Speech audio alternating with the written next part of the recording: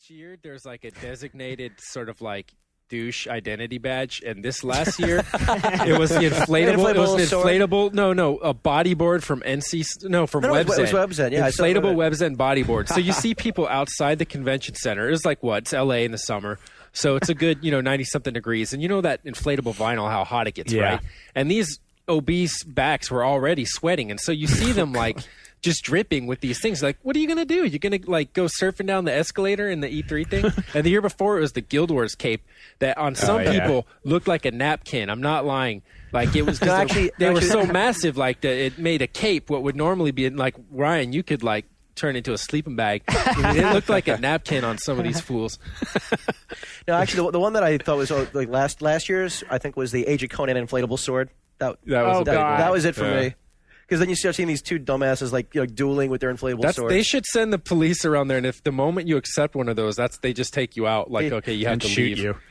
No, actually, they take out behind the convention center. No, actually, they on behalf of humanity. They put you down. They trank them and then tag them. Release them back into the wild. Out into the wild. Yeah. Don't do it again, you frickin' dork.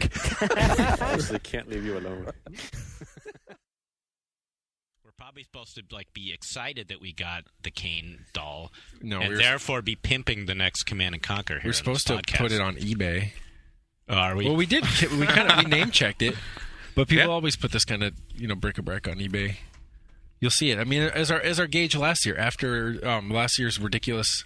The tchotchke at the micro, ridiculous. That, like, it was fine, it was there, but ridiculous that someone would think that there's any value to it. But the ass pads. The ass pads we sat on. Oh, yeah. That was crazy. Picking up stacks of them and hauling them off. Last year at E3, Microsoft held their big press conference thing at this outdoor, it was like a high school stadium or something. It was actually, it was exactly, it was a high school's. And it had, cement. Just cement stands, and so Microsoft had put out on the ground for everybody little, ass pads basically, and it had like Microsoft's logo on it or something. I don't know. The Xbox 360 logo. 360 logo? Okay. Maybe.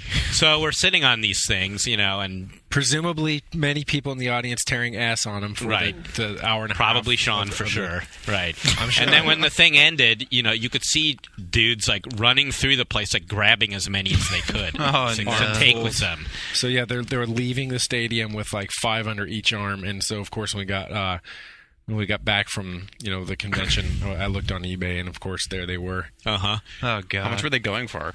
I don't remember. Will Wright cut the cheese on this one. Yeah. Now it can be yours. If there was anything higher than 0 bids on any of those, then it's kind of weird because humanity. Yeah. I've been to previous E3s, and it seems to me like most attendees have an ass pad built in.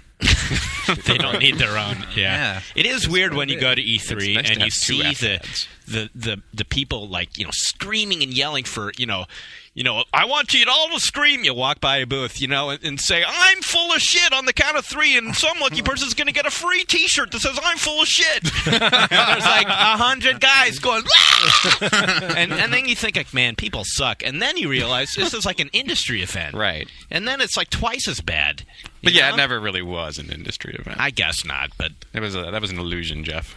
Was it? Yeah. There were other things too, like where you can get a tattoo. I think it was Capcom was doing it one year, or some other company. Mm-hmm. You get a free. You don't get anything. You get the tattoo free.